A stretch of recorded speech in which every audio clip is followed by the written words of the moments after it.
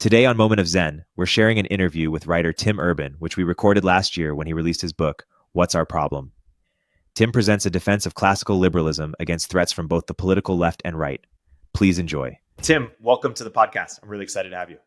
Yeah, good. Thanks for having me. Tim, for the last few years, you've been writing this book, the last 6 years. And I remember a few years ago, you were telling me that you were writing this book, and I was like, oh, Tim, you got to write it now. You know, this is the moment. You finally released it. It's the story of us. And I see it as a defense of classical liberalism, a defense of free speech, a defense of free markets, a defense of what you call high-rung thinking. And it is really a defense on a few premises. It's a defense of better outcomes. It's a defense of it's a winning strategy. And what you do in the book is you talk about the threats both on the left and on the right to this high-rung classical liberalism.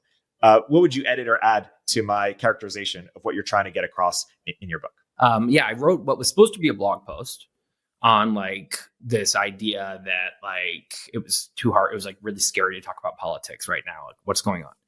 And then that turned into a giant blog series, which then decided like I'm not going to ask people to read a giant book on a website. Yeah. So let's make a book. And then once you have that, then now the standards go up and I'm like, I need to, just go deeper with my research and fact checking. And it's a book now. It has to, so anyway, now, yes, the book's called What's Our Problem? Which I just thought was a more accurate, title for what I ended up writing. It's kind of, I think my take on what liberalism is like lowercase L classic liberalism is, and like a liberal democracy, what it even is and how it works and how it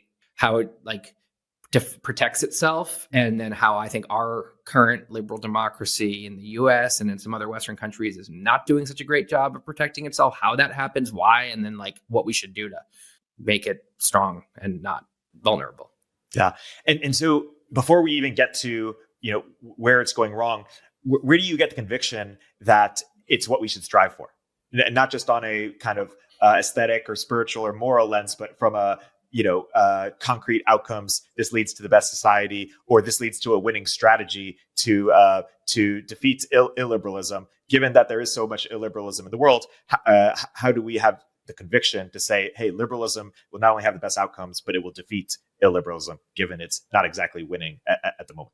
So I wouldn't say that I'm positive that this is like the perfect political system. Human history is full of eras where people had thought they had figured it out, and then later it looks like, oh, they were misguided. They didn't, they hadn't figured out this new thing yet.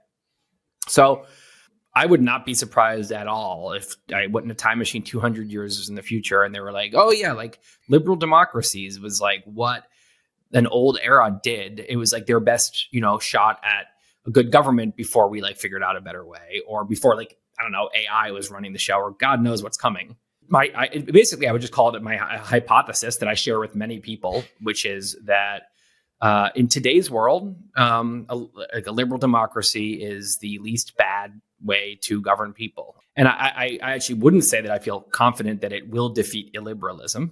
I feel optimistic, actually, but I think not really confident. And that's part of why I wrote the book, is that I think we have to you defeat illiberalism if everyone behaves in a way that does so. Otherwise, you don't. And the liberalism wins, which has happened a ton of times in history. You have some, I've listened to a lot of history podcasts in the last few years, and you hear about these civilizations, and each one, they had their kind of peak when things were kind of most civilized, and the golden era, and you have the art and the flourishing, and the philosophy, and everything's going well. And each one of them, one after the other, ends up in ashes. With what I would call kind of like the power games, the raw state of nature power games, like winning the day, which is whoever has the best weapons is actually in charge now. And so I don't feel confident. I feel like we could definitely be one of these stories. We would have to be actually an anomaly to not be one of these stories. But anyway, as to why I think the underlying premise of the whole book is that if you zoom out and you look at how technology is just exploding in a way that makes this current era a true anomaly compared to the last 100 or 200 years is a complete anomaly compared to all the time before it. Everyone feels like their time is an anomaly, but ours actually is. And I have a diagram in the book that I think lays this out pretty well. But But the point is that we have godlike technology that's just exploding, and it's like we're almost like it's hard to retain our grip on our power and power as a species, and that power has the chance to cure all of our problems easily, make them easy. Just like we could solve a chimp's problems pretty easily with our enhanced intelligence. So we have like this, what we would consider a utopia is there waiting for us with all of this technology we're building, where all of our diseases and all of our problems are easily solved. Or we are like little kids playing with a bomb, and we blow up the bomb and we set ourselves back into the Stone Age, and just the whole thing we can't handle it, and we just things collapse. The society is very complex and very fragile, actually, and if something starts going wrong, the whole thing can kind of deteriorate. So that's the premise. That's what made me feel like this book had to be written right now, in my view, and other books like it. I'm glad are being written, because if we're actually, that's kind of a fork in the road. We're headed towards a really good or really bad future, probably not much in between. I don't think the year 2100 is going to be, we would consider it, if we could go see it, just okay. It's either going to be like, we'd get to 2100 in the time machine and we'd be like, oh, this is incredible. Or we'd be like, oh my God, we don't realize how good we have it. And back in 2023, this is awful. So given that, we have to proceed wisely, right? We have to have our wits about us right now to try to manage this power we're building and do it wisely together. And the liberal democracy, to me, gives us the best shot at that. It is the vehicle I think we can use to drive ourselves to the right direction. And I don't see any other system that I think can pull that off. So if our liberal democracy seems to be deteriorating, that is a huge problem, because we're headed towards this fork. Yeah. And if we had done the same exercise at the turn of the last century, 120 years ago, looking 100 years ahead, you would have been both amazed at, oh my God, antibiotics, internet, phone, a plethora of technological innovation and quality of airplanes, spaceships, all this stuff. But at the same time, you would have said, holy shit, 2 world wars, all the nuclear bombs, all these people dead. And, if you fast forward this century, we may not have the luxury, because the threats that our new technology has enabled are potentially existential. And we've had existential threats ever since nuclear bombs, but those existential risks have just been accelerating, increasing in number. Yeah, I mean, 1900s person, that world, they had a lot of problems, but they weren't going to go extinct. Right. There was nothing. There was nothing anyone would have named then that was like, this might drive everyone extinct in the next decade or whatever. Yeah. Today we have those things. What? But also, it would be a magical utopia to those people in terms of the quality of life and the medical health and the medical tech and all the communications and transportation and everything. Yeah. You have this great definition in your book for high rung. You call it experimental, evidence-based, and open to being wrong. And what I see you kind of doing in the positive sense is trying to imitate almost the environment in which Darwinian selection can happen, of marketplace of ideas. And you see, in both in economics, or whether in politics or whether in science, the best ideas or any progress is initially seen as heretical, even in some places. And whether it's the activism of certain civil rights that were introduced, or every great company looks like a toy, is famous saying, or certain scientific breakthroughs. You need an environment that is open to ideas that seem heretical. Otherwise, you won't have breakthrough. You won't have progress. And what you're trying to do is just make the case that if we have that on a societal scale, that's how we'll better flourish in all these areas. Yeah, I mean, it is a good comparison. Like in the economic marketplace, imagine an environment where the most powerful corporations could prevent any competitors from launching, right? I mean, that would be, you wouldn't have much progress. You'd have these lazy competitors, these lazy corporations that had no competition, that were probably old and obsolete, and were not providing very good services, and nothing would move forward. Innovation would cease, right? So of course we want a free market where no one can do that, where anyone's allowed to, start a business and compete. And that of course turns into this crazy productivity that we've seen in the last couple of 100 years. Like this magical world has been built by that game. So now you take that to the world of ideas. The equivalent of that first scenario I was talking about is the most powerful groups and cultural groups who simply say any competition to our ideas, any challenges to our ideas are not, off the table. Now, and of course, that's usually the case in a dictatorship. They can very quickly, silence any ideas they don't like. But we have the First Amendment, so it seems like, oh, okay, so we're all set, right? We have free marketplace of ideas. But there's actually a second thing you need. You need the First Amendment, so the government can't do that. But then you also need a vigorous free speech culture, which makes it, again, go back to the economic example. Imagine if, okay, now the government says anyone can start a startup, but anyone who did was shamed and their career was destroyed. And everyone thought they were an awful person if they started launched a startup company. No one would do it, right? It's just not worth it. So maybe you're not going to get arrested, but if you're going to be ostracized and you're going to, have a mob after you for starting a company, you need both things. You need the laws that allow for companies to start, and you also need a culture that says, yeah, good for you, go start a company. Yeah, competition, which is what we have, so the second puzzle piece with speech is that culture that says, yeah, challenging dissent is good and argument is good. And if you don't have that, then inevitably the most powerful cultural groups will make it culturally illegal to challenge their ideas. And you might as well not have a First Amendment because no one's, all innovation will stop. And so if a higher emergent property of the free economic marketplace is productivity, right? We invent things, we move, we just create.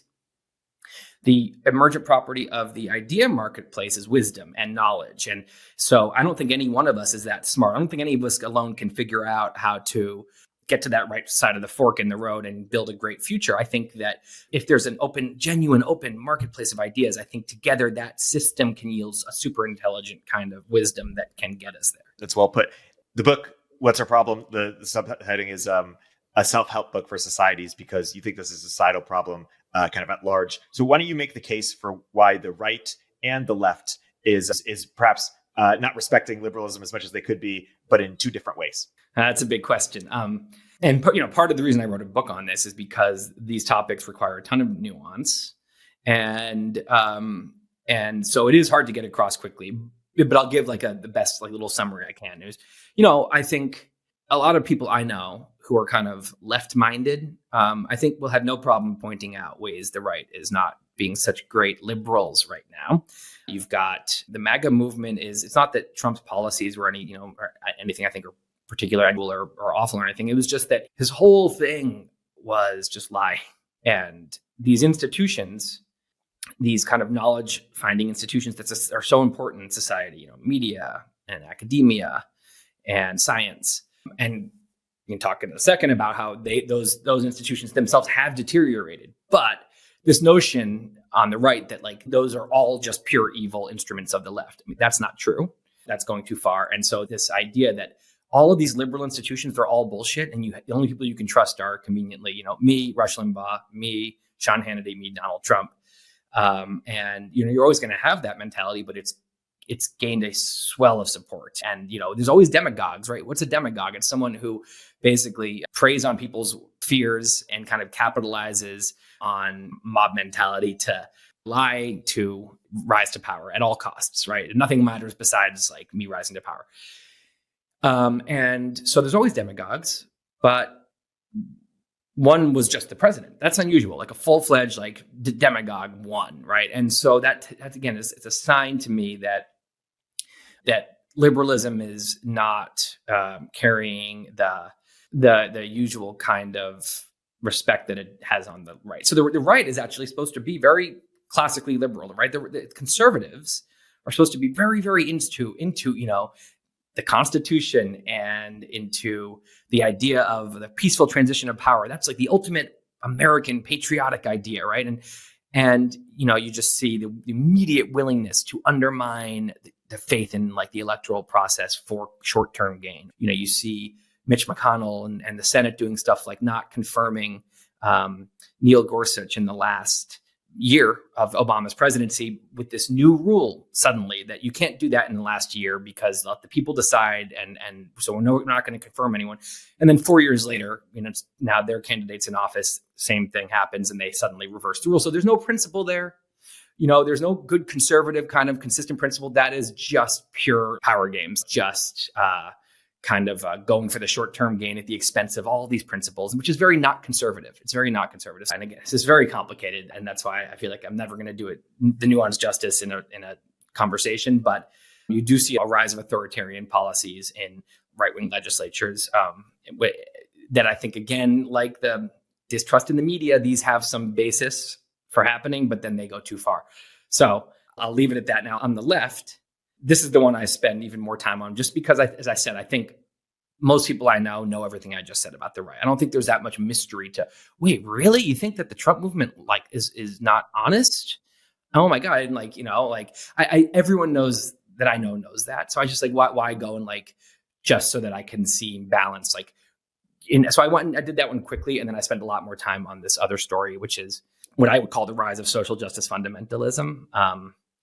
And that's what, is more popularly called wokeness. But that term is problematic because it's loaded with baggage. So you say that, you seem like a culture warrior, but also it throws the baby out with the bathwater, and it doesn't distinguish between, what I would call social justice fundamentalism and something totally different, which is what I would call liberal social justice. And you don't want to throw the baby out with the bathwater there, because you've got two things that are fundamentally opposites that are all being kind of categorized as social justice. And that's allowed what I think is the illiberal kind to kind of flourish unnoticed, flourish in disguise a little bit. And so the basic difference is, I would say, is the liberal social justice is what most people, it's the great history of the US, right? You've got movement after movement, women's suffrage and civil rights, gay marriage, you can name lots of these movements where a group has been not receiving has been not getting a fair treatment, not been getting their bargain, their part of the constitutional bargain. They've been getting kind of a raw deal. And so basically that's something illiberal is going on.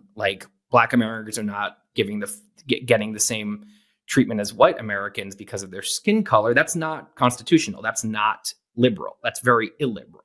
So one of these movements would go and commit civil disobedience against illiberal laws to expose their illiberalness. And they would try to build awareness the liberal way with free speech and free assembly and protest. And they would make eventually a mind-changing movement that hits a tipping point and changes policies and changes laws and makes the country more liberal. Right. So if liberalism is a house, these movements are passionate about the house. They're inside the house. They say, we love this house. This house has flaws, though. There's a support beam that's not working well for a certain group. Let's fix it. And they go and try to fix it so that the house is better. Social justice fundamentalism is a wrecking ball outside the house that is based originally in Marxism and neo-Marxist kind of lines of thought whose premise is liberalism is bad. It's inherently oppressive, exploitative, and it is designed by the powerful to entrench their power and as a way of keeping the oppressed and also convincing the oppressed that they're not oppressed. And that's what this thing is, which again, I disagree with it, but in the marketplace of ideas, bring it in, right? Sure. Maybe we're all missing something. Maybe the liberals have to look a little harder at some of bring it into the discussion. But it's much more revolutionary. It doesn't just want to change laws and policies to fix the house. It wants to level the house, build something new. It thinks that free markets and free speech and all of this is actually not great. Now, my problem with it isn't that it is a radical ideology. Again, as I said, welcome. I think it's interesting. Bring the super radicals into the conversation and let them tell us why we might all be missing something. And actually, this whole thing is oppressive and oppression is in the air in ways we can't see. That's probably right in some areas. Sure, bring them in. The problem is that inherently, if you think liberalism is the problem, you're probably also not going to be that into using liberal tactics to get what you want because you think the whole thing is bad. So liberal tactics is when I think we have a problem here, because now you're not playing actually within the rules of the liberal house. So liberal tactics is basically cancel culture instead of free speech. Instead of refuting an idea you don't like, you try to punish the person, right? That's a very illiberal thing to do. With, of course, always with justification. It's never saying because we're bullies or because we want to punish speech. It's saying this is harmful, dangerous speech, and this is giving dangerous ideas a platform, and that's putting people in danger. And that's always the logic. And so there's a hostility towards science and free speech. There's kind of a general tendency to use coercion instead of persuasion. to get what you want.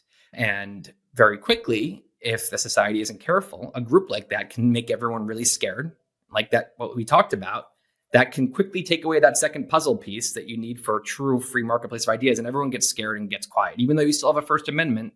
Now, no one wants to challenge this group because this group is ruining people's lives. And again, like Trump, it's always going to be demagogues. That's not the problem. It's the problem is that one is rising to the presidency, and there should be more of that probably if we don't change something. Likewise, there's always groups that are illiberal that want to punish people who disagree with them. What's scary is that there's one that has done so well, been so successful at scaring everyone into, and then therefore once you have people that are scared to disagree with it, you can go into companies, into universities, into science institutions, and you can rewrite the policies there to turn these things into an instrument of social justice fundamentalism first, and an instrument of whatever their actual mission is second. And so this has been a huge, massive problem. And to me, both of these are, if you zoom out, just part of the same overarching problem, which is that the immune system of this liberal democracy is not as strong as it used to be. And in its weakness, you're seeing kind of groups rise up, fill in and take advantage. And that should concern everyone who cares about the liberal democracy. That's a fantastic overview. Just to repeat some points. So on the right, we have almost a post-truth era popularized by none other than Trump, but also a subversion of norms of some of these sacred institutions, including things like election denial at scale, or subversion of certain things in the Supreme Court, perhaps, but things that people know about. And then also on the left, we see the amplification of this cancel culture that you've just been describing, but also overextension of identity-based policies that lead to things like UBI for a certain race, or early vaccines for a certain group of person that go against sort of the equality of the law treatment that liberalism has believed in for so long. Social justice fundamentalism, which I call it that because it's almost like a religion in that it doesn't welcome dissenting ideas. It believes with 100% conviction that it's correct about everything. It talks about whiteness as like the original sin, literally. That's what Ibram Kendi says, who's a major thinker in this area. Robin DiAngelo, another major thinker, says that racism is like the water. We're fish and it's the water that we live in, and it's just everywhere. And you have to, spend 24/7 working to overcome the evil force. It sounds a lot like how Christians talk about Satan, right? And it is a religion. It is inherently, openly, they would agree that it is anti-liberal, right? It is super revolutionary. It uses illiberal tactics, and when those tactics work, it creates illiberal norms like shutting down free speech and disinviting campus speakers. That's fully the work of this ideology and its training. And also, like you said, bringing segregation back, making everyone, again, it's in the right to, if it says that we want to make everyone hyper conscious about skin color, fine. You're an ideology, you're a political group. If that's your goal, you can do that. But my problem with it is that when then someone says, well, I don't believe in that, I'm more like on the Martin Luther King, like colorblind train, instead of saying, well, here's why you're wrong, they will say that person, they actually have a term, colorblind racism. That person needs to be fired. They're racist. So again, it's this idea that we have these pretty radical views, okay, and people who challenge them should be punished. And then the society is in such a weird state that those people are getting punished. You remember reading about McCarthyism, the Red Scare, and being like, oh my God, I can't believe that was only 50 years ago or whatever. And thinking that's so like archaic. What are we like? Basically like witch burning. What is this? We're such like I can't believe that was so recent. Well, here we are, right? And it's a good reminder that like when you read about whether it's the Red Scare or worse, things like the witch burners or the Nazis, and you're thinking these people are, I don't know who. We are the same exact people. And you change the environment a little, and you change the social structure, and you change the social incentives, and suddenly that mentality, that really kind of ugly mentality, and humans can start to prosper. Yeah, it's fascinating. So there's this great Slate Star Codex post, or Scott Alexander post from many years ago, called Mistake Theory versus Conflict Theory. And I just want to share it with the audience really quick, which is this idea that mistake theory implies that people are just not on the same page. And if we can get them on the same page, then they'll come to some sort of reconciliation or agreement or better outcome because of it. And so it's just a mistake. They need to be on the same page. Conflict theory states that actually there's a fundamental conflict here. And the reason why they're not on the same page might actually be to obscure what is the fundamental conflict that can't be reconciled. The knowledge of the conflict will only lead to potentially worse outcomes. And I see your book. Maybe I'm incorrect here. In the spirit of mistake theory, which is, hey, we need to have better conversations. We need to high rung environments, and we have better outcomes. And I sympathize with a lot of that. But I do also wonder if there is just a fundamental conflict in liberalism between liberty and equality. And even the term equality, has two definitions of it that are contradictory. One is sort of equality of process or equality of law, and the other is kind of equality of outcomes. And even the term equality of opportunity, if you ask anyone, will they believe in equality of opportunity? They say yes. And if you ask anyone, do they believe in equality of outcome? They'll say no. But if you think about it for just a few minutes, you can't actually have equality of opportunity with different outcomes, because people, their kids will have better schools. They'll marry smarter people. They'll have better you won't have equality there. You might have what people typically mean is some sort of sufficient floor, sufficient opportunity, but that doesn't sound as good. And so people are really into this idea of equality. But I guess what I'm trying to get to this is that this idea that, one courageous thing you bring up in your book is you bring up the James Damore example. I think, if I read it correctly, as an example of someone who was treated unfairly or illiberally, perhaps. And he was someone at Google who kind of made a case for, hey, I'm interested in diversity, but here are the reasons why, maybe we have some diversity mismatch relative to expectations. And it's not just because we're all flaming racist. It's actually because, these are, the situation is harder. He brought up the famous kind of men are interested in things, women are interested in people. There's people with a pipeline problem, etc. But some people say, hey, to explain any differences, this is the Ibram Kendi example, any difference in proportion can only be explained by racism. If there are, X amount of Hispanics in the US and not X amount, that same amount of Hispanics represented at Google, that's because of racism. And I think what we have to reconcile is this idea that if people are able to freely associate, the percentages are not going to be equal. That's just not going to happen. But there isn't a desire for that same group of people to say that's okay.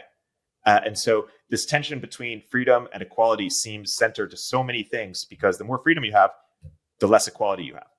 And the more you try to introduce equality, that steps upon freedom. I'm curious if you think that's a false choice, or if you think that's something we have to reconcile with. Yes, the liberal democracy is a freedom equality compromise. It's a couple kinds. It's also a freedom safety compromise, right? Like, I can do whatever I want, but I can't go and rob you. I can't just go in the street and punch you in the face, right? So I don't have full freedom. I have 90% freedom. And we all agree that last 10%, we don't want people to have those freedoms because of safety, right? So safety, and then once we're all safe, now you have full freedom, right? That's the idea. Safety, freedom compromise. Well, it's also a freedom equality compromise, right? In total freedom, without any regulations, you will probably end up with incredible inequality. And if you want complete equality, right, which we've tried, it usually ends up with complete, abject poverty as well, and total dictatorship, because you have no freedom at all, right? The idea is that everyone it doesn't matter what you do, everyone's going to end up with the same, which is, yes, it removes any kind of freedom from the situation, individualism, but also there are all these studies of little kids who, like toddlers, who do one does double the work of another on something and they get 2 times the reward, and toddlers get it and they think that's okay. And versus if someone does double the work and everyone gets the same, toddlers think that's unfair, right? Because deep down in the human kind of psyche is this innate notion of fairness. So that, total equality of outcome, given the amount of variables, just in effort, in desire to, in ambition. If everyone ends up with the same, it's inherently feels unfair to us. So what the liberal democracy says is, let's try to find that sweet spot in between. And so the goal is, the equality of opportunity, right? Which is the I think that goes along best with our notion of fairness innately, that everyone has a chance to play the game, and then that whatever happens in the game, though, the rewards will be doled out proportionally. Inherently, that sounds good. Hey, we'll continue our interview in a moment after a word from our sponsors.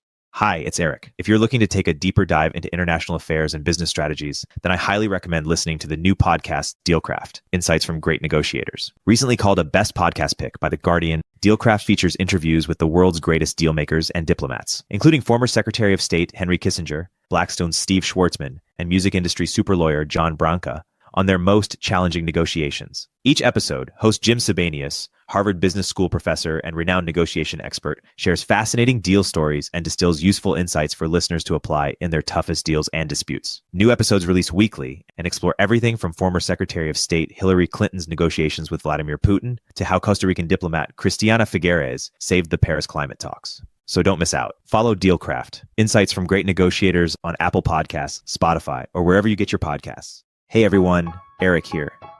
In this environment, founders need to become profitable faster and do more with smaller teams, especially when it comes to engineering. That's why Sean Lenihan started Squad, a specialized global talent firm for top engineers that will seamlessly integrate with your org. Squad offers rigorously vetted top 1% talent that will actually work hard for you every day. Their engineers work in your time zone, follow your processes, and use your tools. Squad has front-end engineers excelling in TypeScript, React, and Next.js, ready to onboard to your team today. For backend, Squad engineers are experts at Node.js, Python, Java, and a range of other languages and frameworks. While it may cost more than the freelancer on Upwork, billing you for 40 hours, but working only 2, Squad offers premium quality at a fraction of the typical cost, without the headache of assessing for skills and culture fit. Squad takes care of sourcing, legal compliance, and local HR for global talent. Increase your velocity without amping up burn. Visit choosesquad.com and mention Turpentine to skip the waitlist. Of course, like you said, actual achieving equality, what is true equality of opportunity, is impossible. If someone succeeds, their kids now have a huge advantage. If someone is connected, their kids have a huge advantage. If someone is born with a more ambitious, competitive personality, right? They feel bad if they're not working hard versus someone else who's pretty lazy and doesn't really want to work hard, and that's not where they get their happiness. Inherently, that's not going to have the same outcome. You could say that those people were born without the same opportunity to succeed. You could just write, and of course, there's different levels of talent. There's different everything, right? Was I born with the same opportunity to be in the NBA as Jason Tatum? No, right? So basically what you're saying is we will inherently accept a certain level of inequality of opportunity, right? You can't have it perfect. But we will also try to mitigate that a little bit, right? You'll have a lot of these programs that help lift people from disadvantaged backgrounds up, and you'll have some affirmative action, right, to make up for some historical inequalities that have baggage. And there's social nets. There's all these different things that basically say we're going to have the basic principles of equality of opportunity, except it's going to inherently not be perfect, but we're going to try to mitigate that a little bit without taking away too much freedom. Because, a policy like affirmative action, well, you are doing something a little bit, unfair, even though someone else could argue that it's actually more fair when you consider history. It gets very complicated. So it's a bunch of compromises. And this is why you have the left and the right. That's the nice thing about two parties, is that each of them inherently will end up pushing hard for more of one thing, and the other will push hard for less of that thing. So it ends up, the balance in between them ideally ends up expressing a compromise that represents like the will of the people. Democrats will want more welfare type programs, and Republicans will want less, and you'll end up with a balance that reflects the will of the people. So it's complicated. But it's like you said, there are a lot of people right now who are actually pushing for equality of outcome. And it's this sneaky thing. Just like no one says we're for bullying people out of their free speech. They say this is dangerous speech. So we need to protect people, which sounds like a liberal position that's actually defending an illiberal position.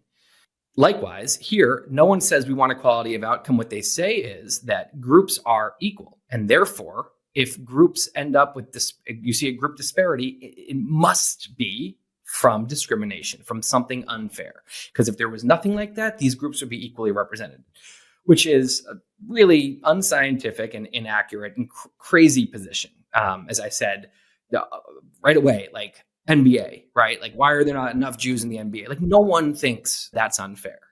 Right. And there are also a lot of examples that don't fit with the social justice framework. Some very high percentage of well-paid psychologists are women, right? Or doctors, or physicians, or college students. Over 60% of college students are now women, right? Suddenly, there's no argument there that some discrimination has happened. So this principle is applied selectively, and when it's applied, it just doesn't map onto reality. So the Google example. So yeah, DeMoore basically, Google's a situation when there's 80% of the engineers are men. So What Damore says, and which I agree with, is that there are a number of explanations for that disparity. One could be discrimination, right? In fact, almost definitely there's some kind of bro culture there that is not welcoming to women, and dudes are going to, be more likely to hire dudes. And so, yeah, you end up with some form of discrimination, but also there's just a giant difference in what women on aggregate are interested in and what men on aggregate are interested in. There's also the fact that some of these jobs require really, this is more like the equivalent conversation that happened with Larry Summers at Harvard. He's talking about why are there not more women in STEM? And he pointed out that these professions, these higher level leadership positions in STEM require people to give up work 80 hours a week. And more men are willing to make that choice than women. Again, we can ask why. It's complicated. Are there societal expectations? Damore pointed out the fact that 80% of, it's basically the Google percentage, gender disparity, mirrors the computer science degrees disparity. So you could say, okay, if this is unfair, it's the unfairness is happening before people get to Google. We're just taking a representative thing. So the point is, it's very complicated, but it's certainly not as simple as there's a disparity. There's more men than women engineers, therefore sexism, therefore discrimination. And so he puts this paper out. And if I went and dug into both what happened at Google and the conversation outside Google, and in both cases, you see two universes. Universe one says, this is a valid opinion, and a ton of people disagree with it, and a ton of people agree with it, and some people agree with parts of it and disagreed, and there's a vigorous debate, and there's meta-analyses pointing out areas, highlighting in red areas where Damore's statements are not backed up, and green where they are, and it's a big discussion. Universe 2 says that was such a dangerous set of ideas to put out there, and it makes women unsafe at work. He needs to be fired for it. So again, there's two debates we can have here. One is this concept of, I agree with Damore, regardless of his specifics, which I think I have to do more research to know if I agree with them all. But I agree with the concept that inequality of outcome does not inherently mean inequality of opportunity, and that it's complicated. But I certainly agree with Universe 1, who, regardless of what they thought about the paper, did not think he should be fired for it. And so it is the second arena here that I'm really most concerned about, the concept that he even, regardless of what he said, the fact that he got fired for it is the work of one ideology who has this view on equality of outcome and differences between genders, being able to punish people who challenge the viewpoint or the policies that emerge from the viewpoint. And what you have then is a lot of policies not being able to be challenged that are the result of a very unscientific and an unscientific ideology with a bunch of unscientific kind of viewpoints. It's fascinating. A few points there. One is, you mentioned the more women are psychologists example. We're seeing women outperform men on the median level in college sort of matriculation rates as an example. And there are people like Richard Reeves, who wrote a book of Boys and Men, and people like David Brooks and Scott Galloway and others who are starting this conversation around how the median men or the lower men is struggling relative to women. And it's interesting because they're starting to use similar language. So you might see sort of hey, we want diversity too, which is interesting. But I think the broader trend that I see happening is you have one side that is solely dedicated to equalizing group percentages in the economy or in all levels in politics, et cetera. And that group has tens or maybe hundreds of billions. There's a whole class, industries, people's livelihoods, at scale, dedicated to this goal. And then you have a number of principled people like yourself who are advocating for some hybrid between freedom and equality. And what I see as a result is that this class is so much more dedicated and so much more incentivized to keep bringing this class over and over to this side. So meaning it's a compromise, but it's only going one way because there's no equivalent force on the other side with enough interest and enough dollars that is dedicated or that will even specify what level of hierarchy is okay in society. And so I worry, while I'm a huge fan of classical liberalism and I think it leads to the best outcomes in terms of winning, I worry that it's just a stopgap or speed bump on the inevitable slide towards more and more equality. And the only actual thing that's preventing it from going all the way is inequality tends to compound. Charles Murray wrote this great book about how rich people marry other rich people. It's called Coming Apart, not to be conflated with the Bell Curve or other more controversial books, but Coming Apart is just about how wealthy people tend to marry other wealthy people, and then and could be best friends with wealthy other people and smart people. And then over generations, inequality just compounds as a result of that. So that's the only thing kind of pushing it one way. But so I worry that classical liberalism, because it concedes, hey, this is a hard problem, and it's trying to be more nuanced, just loses to something that is like, here's pushback. Like in your book, you mentioned you have people that say, hey, it's a simplistic pushback. What about the right? Isn't the right worse? They're a liberal. Why should we focus on being liberal? And to which I think you say something like, hey, why not both? We should both be liberal. Like we both need to work. I think even a more detailed pushback might be something like, hey, and you mentioned the liberalism has penetrated academia, it's penetrated politics, it's penetrated corporations. And so when the social justice fundamentalists say, hey, look at all the progress we made over the past decade. Like we've penetrated everything. Like, yeah, some people are mad. There's some pushback. But you can't say we haven't done more for affirmative action or for diversity or certain rights. And my worry as a social justice fundamentalist is if you left it up to a liberal process, we'd lose. Like affirmative action might lose. Like diversity and inclusion, it might not have popular support. And so we need these illiberal actions in order to maintain these social justice fundamentalist goals, and kind of the ends justify the means. Otherwise, we might not have the same ends anymore. I first of all, I disagree that it's like a 100 million person strong group. I mean, this is, if you look at, there's a great report called The Hidden Tribes of America that actually breaks down into not just left and right, but into kind of 7 different political tribes, breaks down the US. And I think it's 8% or 9% of the country is a progressive activist, like the farthest left. That all of the social justice fundamentalists fit that description. They would be under that. And that's a bigger group, by the way. So it's a lot of the people that are progressive activists are liberal progressives, right? Like the civil rights movement, people who fought for gay marriage. Most of them were progressive activists, and they were also mostly liberal, right? They actually didn't want to overthrow the country. They wanted to stop the unfair discrimination against gay people in this institution of marriage. So it's a subset of a 9% group. And I've estimated it at about 1 in 30 or 1 in 40 Americans actually holds these illiberal views. And so when that group says, in your counter argument says, we're the only ones holding up these important policies, and if we leave it to the free market, then it's like, well, you know what? Like every single group who represents 3% of the country thinks that their policies are good and important and the only way forward. Right. The point of a place like this is it's supposed to be that you can't get your way until you create a mind-changing movement and turn your 3% number into 20 or 30 or 40%. Then you can maybe change the country.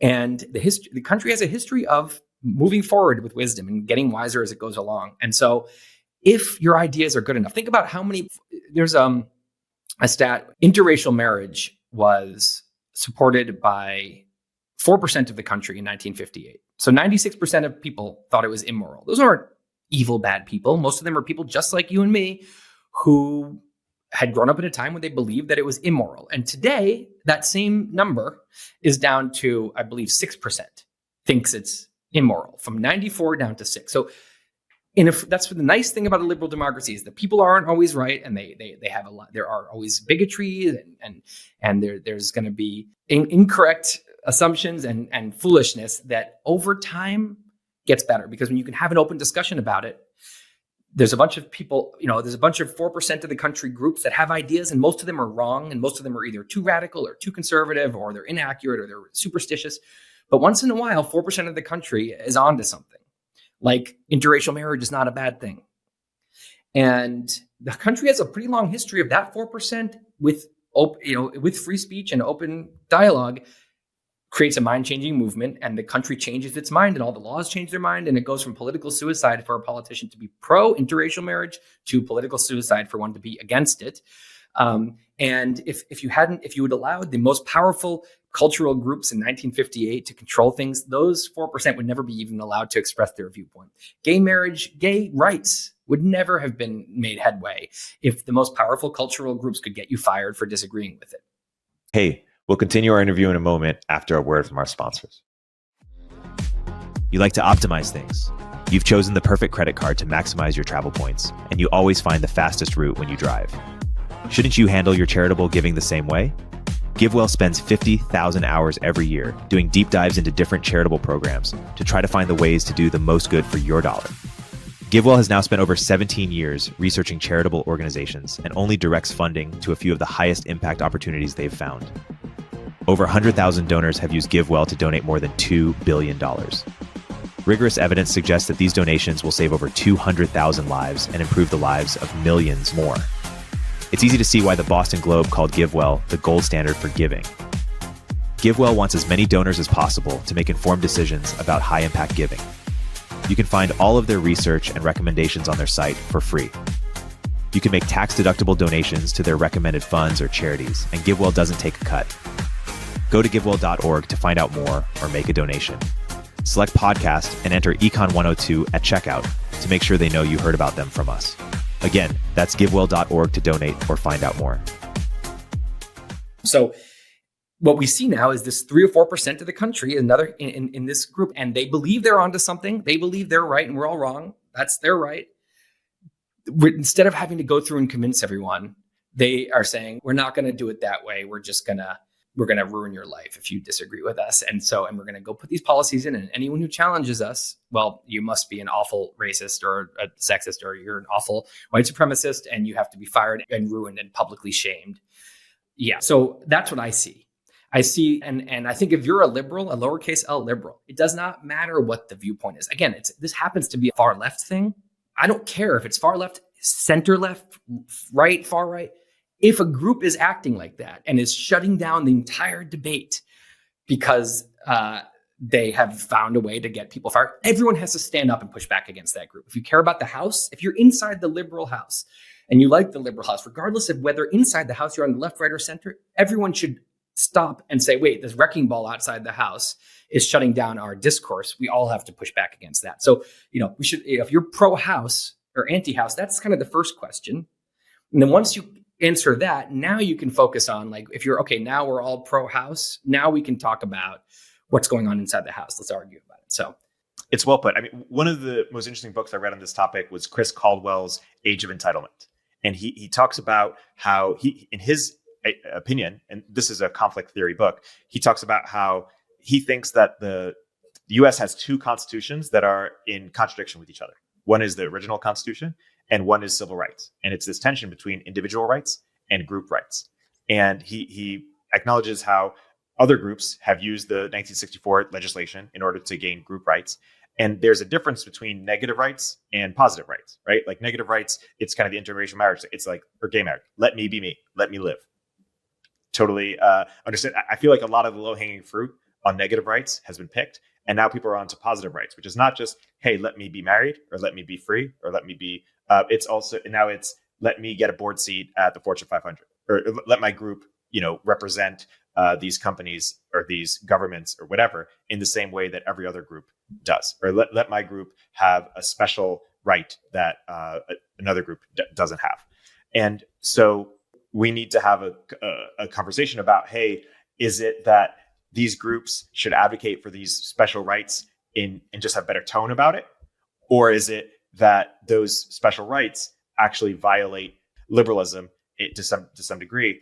And what I worry about is, in terms of the vague freedom, equality, compromise, is when you don't specify something specific, the other side will specify something specific, and specificity usually wins. And so I want classical liberals to kind of have more stake in the ground over what kind of, like, which one they're going to prioritize, freedom or equality, when rubber hits the road.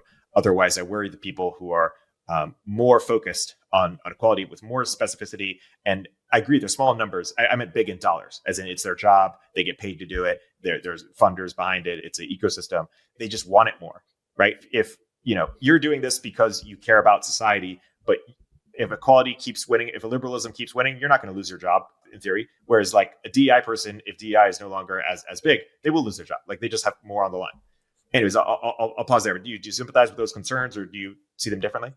I think that it should always be kind of like two tiers of opinion here. It's like my core opinion, I think, would go along with the classic liberal opinion, which is that individualism, right? Individual rights, people should have the same opportunity. People shouldn't be discriminated against based on their gender or skin color. Now, when we look at history and we see, well, there have been 5 consecutive 5+ consecutive generations of Black Americans getting unfairly discriminated against, getting held back from gaining generational wealth, from gaining real estate wealth, one thing after another. And so I think you then have to look at the first position and say, well, okay, you can't just go say, oh, now everyone should have individual rights. It's, well, maybe we should do something, to try to reverse some of those past wrongs, given how much, things like wealth and connections and success compound over generations. And I think you could say the same thing. If there's a long history of women, then the norms in society being that women shouldn't have certain jobs, or that women shouldn't be leaders, or if there's one of these, sticky norms that continues to fester, like a woman who acts like a woman boss who acts the same exact way as a male boss, she's seen as a bitch or bossy, versus a male boss is seen as principled and strong, right? There's a lot of these. And so I think with, very sparingly, if something is just very much like, okay, this has been a giant problem in the past and we're trying to undo it, I think most of society can get behind a little bit of, putting your thumb on the scale a little bit to try to help undo a little of the former injustice. There's very specific things. Of course, this is slippery slope, because now you say, oh, okay, so we can put the thumb on the scale. Well, every group has a claim, and how much do you put the thumb on the scale? So it should be, and again, this is not, liberal democracy is messy. There's no obvious answer. What the best thing is that there's a vigorous open discourse about this, about what's fair here and what makes sense. And both sides of the political spectrum, across the spectrum, can sit there and argue about it. And you can end up with kind of laws that feel, right, whatever. And then mostly, I think the laws should be kind of spare. And what you should be left with is let the culture figure it out. So if a company has a diverse staff racially, and another company doesn't, let the culture decide. If people are saying, this is turning me off, the lack of diversity here, great, the market will penalize that company for it. If the market doesn't seem to care, and they care about the products that are companies selling only, then the market just doesn't care about that, right? Mostly, I would say, let companies and institutions do things the way they want to, and let people and let movements try to build awareness about why a certain thing matters, diversity matters, and let it happen. But the actual laws should be, there can be the asterisk laws. They should just be very well thought out and very well argued and reconsidered every decade. And instead, I think what you've seen a lot of is real ideological backing for a lot of laws that is not necessarily, again, based on data, not open to debate, and is taken as a religious creed versus a practical policy. Yeah. What to you feels unsolved? Like, if you were going to rewrite this book in the next few years, like, what are the biggest questions that you have leaving this book and going forward on these issues? I wrote a book called What's Our Problem? Because I thought that my role here can be to try to help diagnose the problem, to help clarify what's going wrong. And I think that's the first step. If you can't see what's even at threat, okay, liberalism, what does that mean? What are the Trojan horses being used to undermine liberalism that are, saying they're one thing, but they're actually another? And what are the core tenets we need to stand up for even? Okay, then you can't solve any problems. So you need to start there, which is mostly what I focused on. I think the lowest hanging fruit for a solution, which I did talk about at the end of the book, is, as I said, I actually think it's that most of the country agrees with me on this. Again, not specific left or right, just on the idea that the House is good and that the anti-House wrecking balls are something we should be pushing back against. And many people I talk to, privately, and immediately they say, of course, I've been thinking the same thing. People need to speak up more, right? Because when you have 100 people and 3 think one thing and 97 think one thing, but only 2 of the 97 are talking, and all 3 of these people, it seems like, right? You see, so it's like, I just think immediately, if you just start having people stand up for what they believe and actually openly, vocally put their neck out a little bit to stand up for liberalism, most people aren't going to get fired. Most people are just going to have some negative social consequences. That, I think, goes a huge, long way. That's the immune system of a liberal democracy, is courage of the people in the face of inevitable illiberal threats to stand up for the country and stand up for the liberal principles. And as far as specifics, I think there's a ton of, part of the reason, so you can ask, why is the demagogue rising up right now? Why is the illiberal witch burning movement getting so much power right now. I think it goes to, I don't think that the people, we've gotten worse as people. I think it's that our environment has changed, and you put the constant human nature into a variable environment, and different variable behavior is going to come out. So you have social media, and you have the media landscape changing from broadcast media to tribal media, and then social media and the ability for people to start kind of mobs, online mobs. And a lot of specific things in the political arena have changed. Ezra Klein's book, Why We're Polarized, gets into a lot of things like that. So there are a lot of concrete solutions that I think involve looking at the environment, how it's changed, what kind of behavior it's producing, and then having really intelligent debates and research going into, okay, what kind of tweaks can we make to social media algorithms to maybe keeping media, incentivizing media to go for truth instead of clicks somehow. Maybe it's a credit rating agency. Maybe it's algorithms that are assessing them for their accuracy. How can we incentivize better people to run for politics, to run for office? And how do we change the primary system so it's not producing these really dark, red and dark blue candidates, but maybe a little bit, bring more general elections back in? I could go on forever with things that I haven't researched that well that I hope other people take on. So I think the low-hanging fruit is just courage. If people start standing up for what they think, I think right away, a lot of these bad movements get marginalized because there's way more people that disagree with them than agree with them. And then I think there's trying to tweak this environment that we're in. The liberal democracy in general is a artificial environment with gears and springs and levers, and to create a certain kind of behavior. And if it's not going well because the things have changed, okay, let's get in there and let's actually build a new lever here and build a floor here and actually try to control that.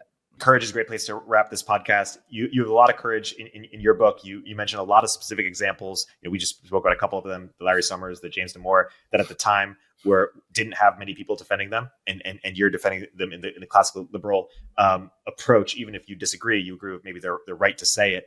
And people don't remember, but the ACLU used to defend Nazis. It used to defend the Nazis' right to speak, I should say. It didn't support Nazis' goals, but it defended their right to speech. And I was inspired by reading your book, the book, What's Our Problem? A Self-Help Guide to Societies. It's an important book. It's a courageous book. And Tim, thanks for coming to the podcast and talking about it with us. Thanks, Erik.